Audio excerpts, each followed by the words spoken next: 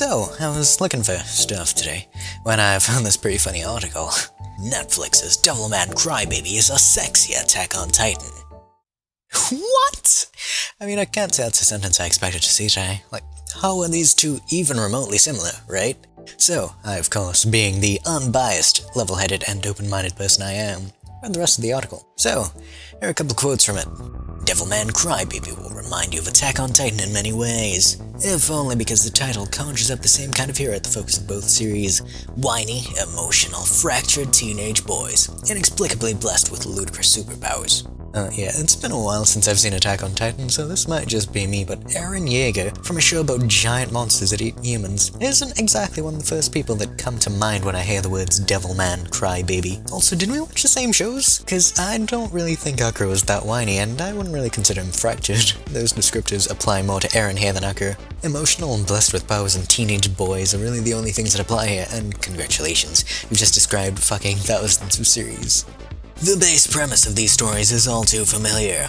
An emotionally fragile high schooler discovers, or is awarded, some kind of terrifying superpower that alienates him, splitting his identity in two. You say that like reducing things to about 4 base traits doesn't immediately make it easier to find similarities. The base premise of all stories is far too familiar. I mean, there's a setting, a main character, a villain. Like Eren Yeager, Akira is neither human nor monster, and that defines his experience. I mean, I guess, but you could say the same about any series where a character is torn between two sides. Not really sold on how these two shows in particular are like. Their experiences are worlds apart. Eren's secret is out from the start and people immediately wanted to murder him for it. Now of course they don't immediately kill him, but his movements are very much restricted after that. Not to mention he basically had no choice but to become a weapon for humanity. Although to be fair, he kinda already did want to do that. No, in Akira's case, he was much luckier. Basically everyone who saw him transform is dead within about 2 minutes. He has a really big change overnight that people notice at school, but outside of that, nobody really saw him transform into a devil, aside from that one guy who got murdered by Rio 2 seconds later. And the general public only finds out about Akira at the end of the series. Before that, he was pretty free to fuck around as much as he wanted. I'd say he had a bit too much freedom sometimes. I mean, like, how did no one see this? The laughably flippant and seemingly generic title, Devilman Crybaby... Title? The fuck? Could very well apply to all manner of anime horror protagonists. There's Ajin, Demi-Human, Tokyo Ghoul, and yes, Attack on Titan, just to name a few. I mean, you literally mentioned a better comparison right there. If you said Devilman was a sexy Tokyo Ghoul, that would make a lot more sense, but fuck it. You know what, fuck it. From now on, whenever someone asks me to describe a series, I'm just going to reach for an Attack on Titan comparison.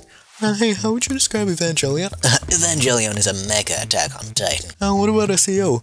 It's like Attack on Titan, but with swords. Attack on Titan already has swords. Next! Can you tell me about Erased? Time-traveling Attack on Titan. Yuri on Ice? Attack on Titan, but gay! Oh, what about this one? High School DxD is a sexy... Oh, wait. I don't know about that, man. I don't think these are similar at all. What the fuck do you mean these odds are... You don't see it? I mean, they all have a protagonist, a character arc, colors, guy with black hair, a setting, more colors, a supporting cast, more than one episode. Did I mention colors? And words. Oh. I guess you're right. Well, I'm done here. Just thought it was a bit of a silly article. Like, he made a few reasonable points, but the comparison was just such a stretch.